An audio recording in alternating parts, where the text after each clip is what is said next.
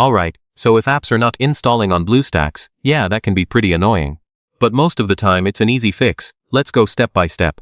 First, make sure your internet connection is stable. A weak connection can stop downloads. Now close BlueStacks completely and open it again. This can fix temporary glitches. Go to Settings, find the Play Store app, and clear its cache and data. Make sure you have enough storage space available inside BlueStacks.